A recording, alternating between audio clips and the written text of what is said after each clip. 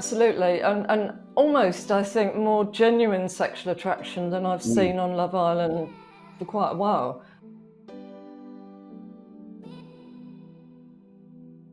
Welcome back to another episode of Love or Lie Island. I'm Adam Miller, TV editor at metro.co.uk, and I'm joined by body language wonder that is Judi James, and we're going to be deciding if the islanders are telling us one thing, but their body language is saying something else.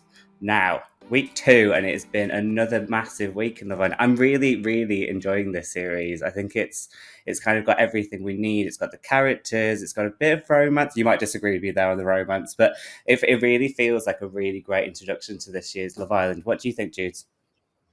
No, you're right. I mean, I was a bit whingy last week about the testosterone desert that was in there, and it went from there to there this week. And you know, thank goodness for Ekin-Su. I mean, I am now going to use Ekin as a verb. Officially, that is now a verb. So when you say, what did you do on the weekend?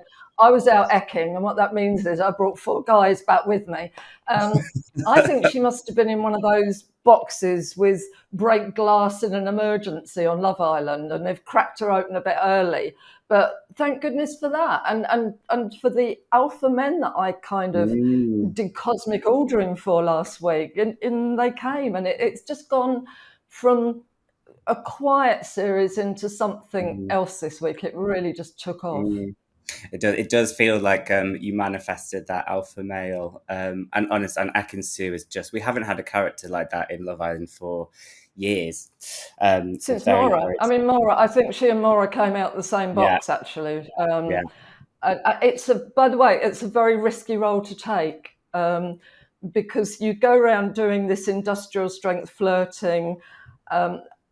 Like Maura, it often means that you end up without somebody at the end, unfortunately, because you know, you still get these old values in there that, I want a woman that is, you know, not like that. So the guys like it initially, but I mean, she's now done that with 200, 300, 400. I don't know. I've lost count.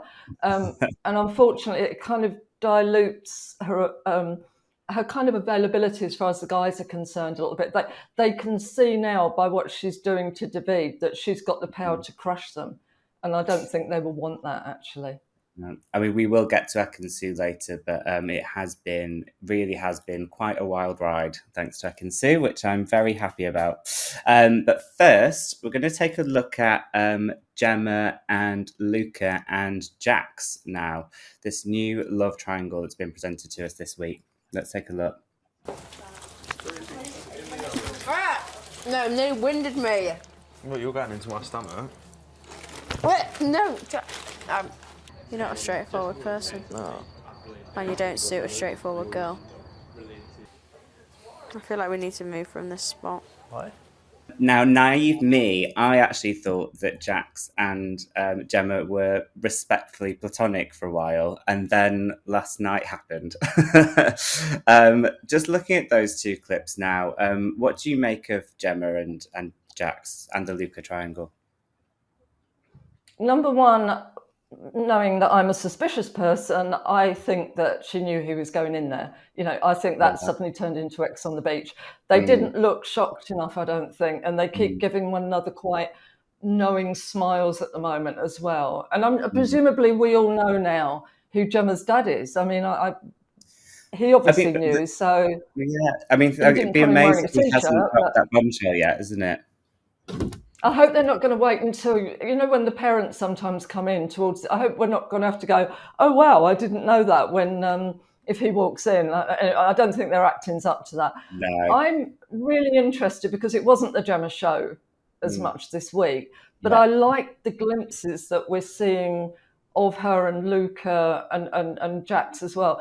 And I think Jacques is not only close to Gemma, I mean, much to Luca's disgust and regret, he's really getting very friendly with Jacques as well. I mean, the 2 of them, when the 2 alpha men arrived, you know, that's when those 2 became a really bonded team, rolling their eyes when he was rapping and things like that. So it almost is a sort of a 3-way triangle to a certain extent. But with Gemma and Luca, I was actually watching, I was quite surprised. I was surprised at that the way that she had her arm wrapped around his neck and her head very close to Luca's. And that is a sign of quite a high level of trust. Head closeness usually means that you trust somebody, and Gemma's got trust issues, so I was quite surprised at that one. Either that, or again, if I'm going to be cynical, it's because she wanted Jacques to think, oh look, I've got this new man, but it didn't look like that. It looked like genuine affection. Then we had that scene with the shoulder massage. I felt slightly uncomfortable about this one. Now, she got Jacques there and the whole spotlight was on the fact that she accidentally said Jacques' name, etc. I don't think it was deliberate, by the way, because she didn't finish the name. But I was a bit worried about Luca's body language. I know that they like to spray their territory, and I think the neck massage was showing, oh, she's mine now. But then he started doing this bang, bang on his chest, and she was eating. Now, call me old-fashioned, but it's quite easy to choke somebody on food if you're doing that. He maybe didn't realise, but it would hurt. Anyway, she said, you're winding me. It kind of went from being, oh, look, an affectionate gesture to something even stronger. And what he did, and a lot of the guys are doing it now, it made her helpless. She would have fallen off the stool, and it was almost looking like a body language controlling gesture. I mean, I like Luca, and I'm going to take it at face value, but I don't think that was a very pleasant experience. And I think, in actual fact, he needed more calling out on that than she did for calling him by Jacques' name to a certain extent. So I was a little bit shocked by that. And the way, though, I mean, this is when you're 19, the fact that, you know, she started giggling at Jacques and then goes trotting off and has a long chat to him. I mean, I think that would have been the marzipan and the icing on the cake as far as Luca was concerned, because that was horrible, you know, to sit and watch her discuss it with him and then come out with him as well. He was expecting it. But, you know, they made up. She got the power back at the end of the makeup, because I don't know if he was going, sit down. But in the end, she was the one that said, come to me, when and he did. So they're quite a power battle couple in a lot of ways, but I don't want to see that go. I like play fighting is good. Some of that other stuff I wasn't too happy with. No, I agree though. I do like Luca, and I do think with those two there seems to be a comfortableness, and like almost like in a way that you get when you've been with someone for quite a long time, and they've only been in there for 9 days, but they do seem to, she does seem very comfortable with him in a way, and especially when we were saying last week that she actually seemed to really have her guard up with everyone. It does feel like she's kind of let her guard down a bit with Luca this week. Which I think is quite interesting. But then, yes, the Jacques relationship. I mean, obviously there's that history there, but then as we just saw in the clip, there's just the way she looked, the eyes she looked at him, and the grin as well when she says about the you deserve more than a straightforward girl or something. There's you know, there's something that you know, she's giving out the signals, isn't she? Yeah, and you know, there's a lot of their story that I think we want to know about. I mean, who finished it? What happened? Why did they go off one another? He's dropped a little clue about at one point. I think he said something like, "Oh, he didn't actually say that's why I split with you," but it was something along those lines, that's the kind of behaviour that didn't work as far as I was concerned. And I think we really do want to know the backstory. I'm amazed, because that would be the first thing that you'd want to find out. Everybody in there would want to know, why did you split? What happened? You know, because the other girls have been making a beeline for Jacques, and they want to know, is there something about him that we don't know? You know, is he, I don't know, does he snore loudly or something like that? I don't know. Or does he treat women mean? And they do still seem to be friends. But, you know, this bit about, oh, I'm here for you, I'll keep an eye on you. I mean, that's just stupid, really. I mean, that's just perhaps making her a little bit over-dependent on him. You know, he's not her dad. We know who her dad is. But the thing I was quite pleased about was that he's obviously got high man points for being this rugby star. And Luca is not in a job that he's well known for. And and yet that doesn't seem to worry her. And I thought that showed her in quite a good light, because in that world, especially the sporting business, there's quite a bit of snobbery that goes on. But she does seem to genuinely, at the moment, like Luca. What will be fascinating will be that she didn't get invited out on any of those courses from the two guys. So she's gone from Gemma that all the guys wanted to kind of Gemma who, to a certain extent. I think that's quite nice, because it might mean they'll create a long-lasting couple that could then win the show. But on the other hand, I wonder how long she'll be happy about that. She did say, though, that she wasn't picked because she was with Luca, which I thought was funny, even though a lot of the other girls were also coupled up. But, that's called ego repair, get the system going on there, you know. Oh, that's the reason why. Oh, that's really funny, because, you know, the other girls were actually with them and it didn't seem to worry them. But no, if that keeps her confidence going, I'm all for that one.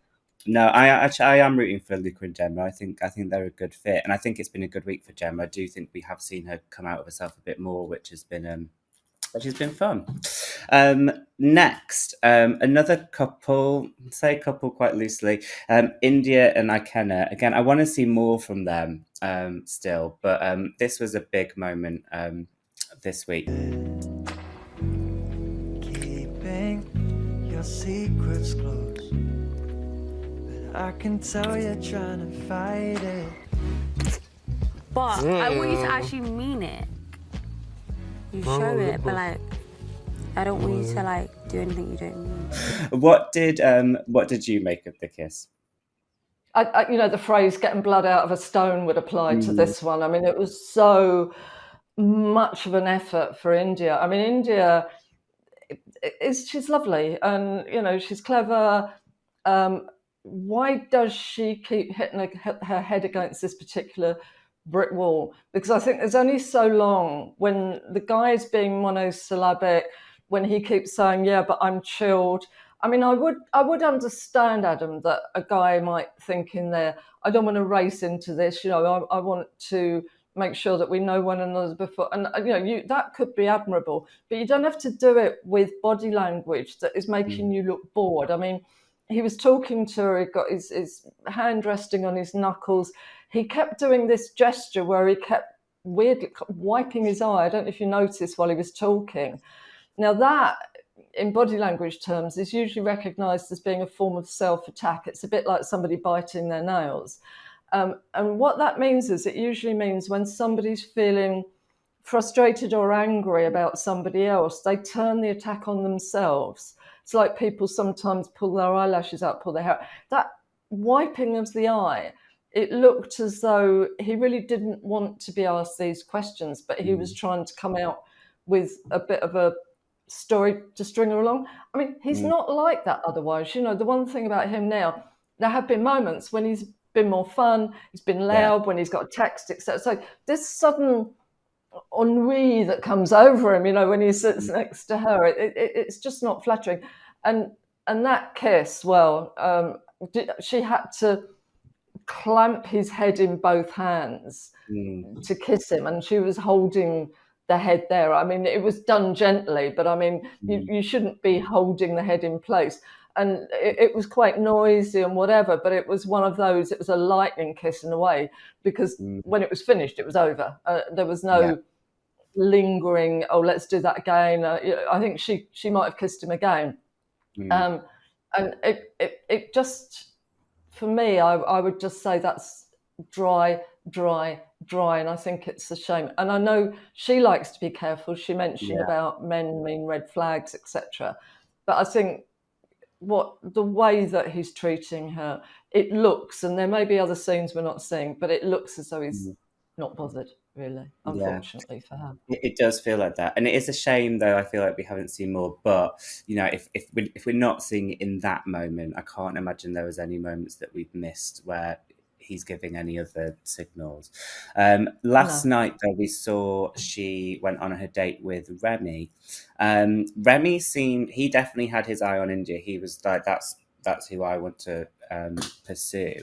I wasn't totally convinced by the date, but it was interesting because Amber was also on a date at the same time. And actually, if you saw Dami and Ikenna at the top, their reaction to both their girls being on different dates was amazing. You had Dani, who was frantically running around the rooftop in panic, and Ikenna, who it didn't even really seem aware that Indiyah was on a date, which kind of said everything, I thought. No, it looked more like a job interview. That's how sexy it wasn't. I mean, the guys were, and I loved the way the guys were on the balcony, winding one another up. I love that. Have you seen what she's doing? Have you seen what she's doing, etc. But there wasn't much to wind up about that one. I didn't feel that. She does tend to adopt this slightly impress me approach sometimes, but it didn't get beyond that. And I think what I would love to see, I want to see Indiyah when she really, really likes somebody. I think we'll see a different version of her when she's got somebody that likes her as much as she likes them, and she lets that little bit of guard down. But at the moment, no, she was straight out the HR department, and that didn't really work, I don't think, at all. No, I didn't think so either. Another couple though we have really had huge ups and downs this week actually is Andrew and Tasha. Let's take a look at these two clips from their week. You can just do it in the bed, like next people next to you. You're right. Yeah, but you're like hidden now, aren't you? Like no one. I don't know about the like business no one can class see you. I know. Like, where are you saying that? in the toilet, obviously. Ew, but, no. Alright, fine. We'll have to get first. You need to get that out of your head because we're not doing that. We'll do it like classy. Okay, you know what I mean? We'll share a little airplane bed and then we'll just do it on the slide. Yeah, I feel good. Obviously, I was a bit nervous. Not gonna. A little bit nervous, but. What, to go on a date with me or just? Yeah, to be on a date with you here. How did you learn how to dance? Was that like? No steps. Yeah. I used to like follow the dance reviews on the TV. Yeah. And my dad was like, oh, let's just take her to a dance class and see what happens. And it's helped me with like my hearing and stuff because it's like sometimes like with songs I can't really hear the lyrics properly, so I have to go through the bass or like the vibrations. That's so cool though. So if we look at the first clip, I've never been convinced by these two particularly, but then all of a sudden there seemed to be loads of sexual chemistry here. I thought like she was clinging onto his clothes. They were talking about joining the Mile High Club, and it was definitely the most convinced I've been by those two. And then that was of course before they spent the night in the hideaway. Just starting with that clip. Did you see signs of kind of genuine sexual attraction there? Because it did. For me, it felt like it was really radiating off them. Absolutely, and almost I think more genuine sexual attraction than I've seen on Love Island for quite a while. She was playing it a bit cool because she was sitting on the seat with her arms folded, but suddenly Andrew, the old testosterone kicked in, picked her up, pulled her onto his lap. He was patting her on the bum, he was rubbing her bum, and the only thing she didn't 100% reciprocate. She went into, again, by lifting her up, he was doing in a way what was done to Gemma. It creates a state of helplessness. It really creates a dominance. Look, here, I'm gonna lift you and carry you. She then went into quite a baby-like mode, but she was gazing up at him and using eye contact. But there was no reciprocal touch from her. But I don't think that meant that she didn't fancy him. Yeah. But he was suddenly, highly. Andrew, we didn't know you had it in him. I mean, we heard stories of girls in clubs and things like that, but no, I actually, when he said, "Oh, you can tie me up," I thought, I don't think he was joking on that one. I think part of his fantasy is to be on a Boeing whatever, strapped to the seat, with nobody else around, and with Tasha holding the handcuffs or something. He did sound that. It kind of came out, and I think he might have thought to himself, "Oh, maybe a bit too soon. I'll make out as a joke." But there's no such thing as a joke, really. It tends to be based on truth. So, yeah, maybe that was a nice... But, he was patting her. The one thing that we did see was a reciprocal gesture that he didn't see was her foot was going in little circles that would have been out of his vision. But that would be a little pleasure ritual that she was doing that was showing that she was enjoying it. And I love the way that when she really enjoys it, she starts...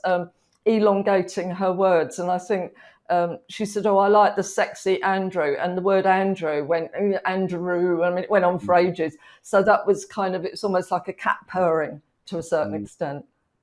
So would you say the signals that she is reciprocating are almost signals that she's not showing him? It's more that she's giving off almost behind his back or kind of very subtly, but do you think she's refraining from actually showing him that she's reciprocating it, maybe?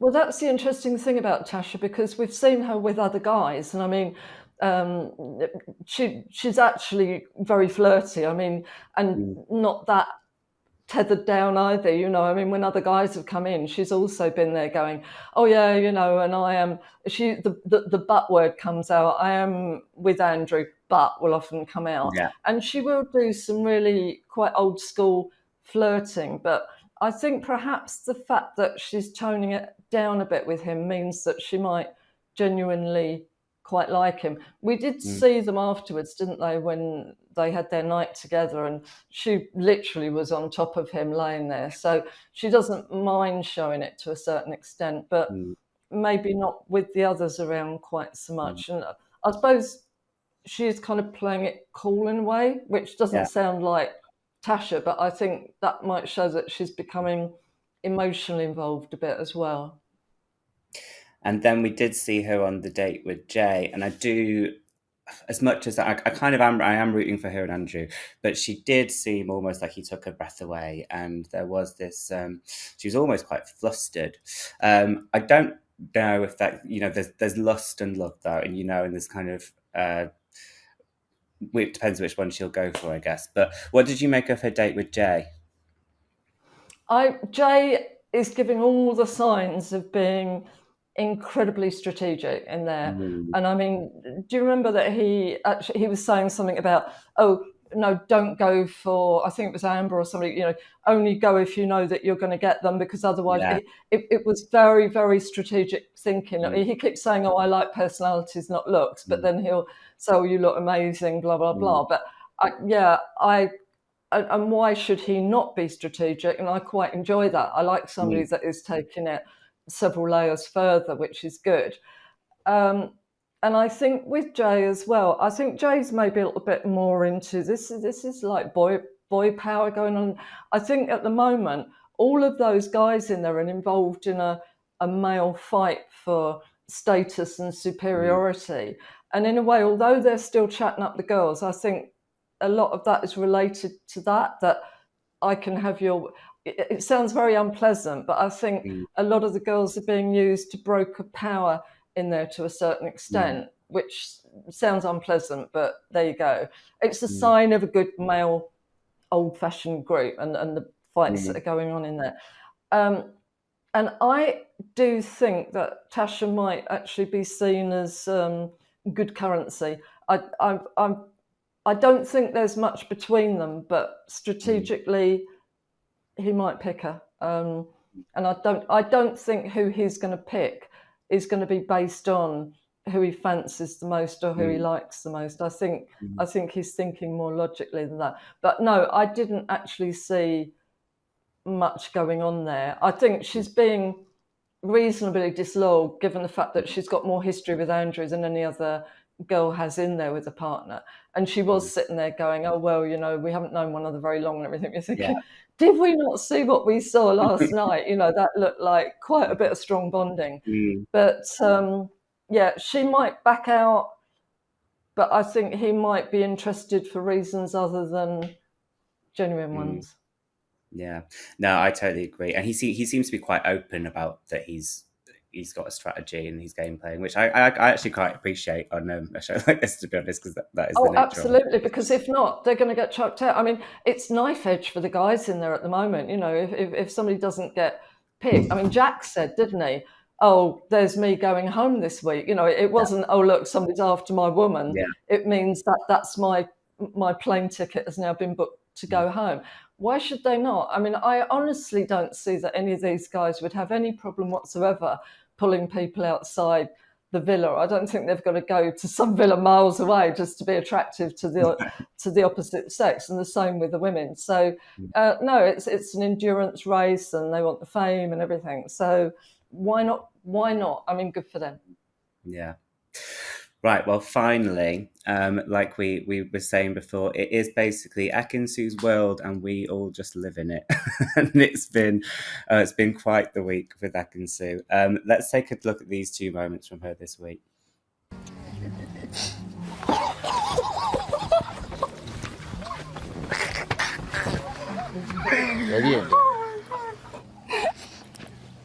No, I can't.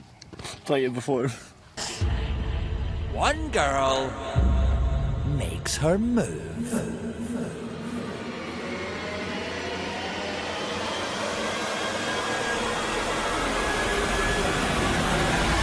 So, I mean, one thing with Ekin-Su, I don't think again, probably since Mora, someone who flirts with such volume and just, it's so loud, and I live for it. How do you think the guys in there, actually, and the girls really, are responding to like the volume of the flirtation, I think? It's interesting because the girls don't seem to mind, and that's perhaps a testament to her. They haven't rejected her. They haven't seen her as being predatory, although in a way she is. I mean, she is stunning to look at. I mean, she's in a way on a different level. She's clearly also intelligent. She's not a stupid girl. And I think the biggest threat in there, funnily enough, for the girls is that she's upped the ante in terms of genuinely having sex, because I think the girls at the moment are all like, and they get into bed and they're rolling over to one side and everything like that, even if they're flirting during the day. I mean, her feedback on David, which is that, we were flirting and then we got into bed and he just turned over. It's almost as though she's demanding sex as well, which can be quite troublesome in a grouping like that, because it's almost as though if you pick me and I pick you, that's it, tonight, sort of thing. It's quite demanding, and the guy's got to be confident. I mean, David, who got ego the size of the island, but he's obviously backed down a little bit. I think she's great. She's reasonably strategic as well. She manages to do it, I think, really well. But the spaghetti was actually one step too far for her. Did you notice? She just started giggling, didn't she? I thought she was going to be eye contact, sucking in a very sort of sexual, but she could. And immediately her eyes went up to David. Now, we will find out whether she was looking at David to check he was watching and getting jealous, or was she looking, hoping that he wasn't thinking that she was taking it too seriously, in which case she maybe liked him a bit more. And I have to say about David, we did see him being a little bit funny, didn't we? I mean, that with the glasses was actually laugh out loud. And I begin to worry that I've been a bit cruel about David. If he's got comedy potential like that, keep him in, please, because we need some genuinely funny laughs. But yeah, I think he's absolutely hysterical. He's really great. But yeah, I mean, I wonder if maybe she wants to give out these kind of big signals, and sometimes she can do it so much that she's almost like a bit out of her depth. I don't know, like you said about the, when she actually pulled back from the spaghetti, it was a bit more almost like, oh God, what am I doing? Do you think she's kind of, is it performative, I guess, because of the nature of what she's on, and I mean, I think she came in at a very critical time when it all did need spicing up a bit.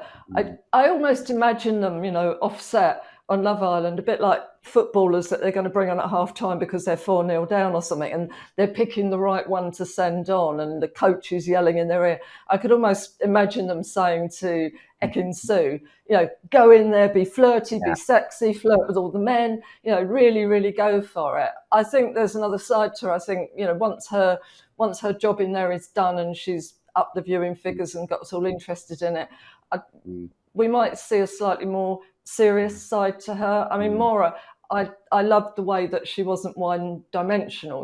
There were other sides to Mora, and I think there will be to Ekin-Su, but I've got a feeling that she went in there to do a job as much as anything else. I can't imagine she's like that all the time in real life. I mean, she'd clear a club in 5 minutes. All the girls would leave. You'd say, "I have my man." You know, the way you're going to flirt, there's no point in fighting. I think we'd all be doomed if she was. But yeah, anyway, any big predictions for next week? Well, you know, I know that we're obviously waiting to see who the guys are going to choose. I wonder if once this selection has been made, whether it will start to settle down a bit. There's team forming, and it's very much like the guys in there at the moment with their alpha group. It goes through a storming stage, and then it goes to norming and performing. And I'm wondering I think what will happen in there next week will depend a lot on whether those guys have their little battles as to who's the strongest, toughest, who could take who down and everything, and then bond into one of the strongest men's groups that we've ever had in there, which would change the dynamic quite a lot. Or are they going to continue to be competitive, which should also be, I mean, whatever else happens, it's going to be amazing. I will say that. Yeah. Oh, I'm excited. Okay. Well, thank you so much, Judi, and thank you for watching. Join us again next week when we'll be back for another episode of Love or Lie Island. Take care.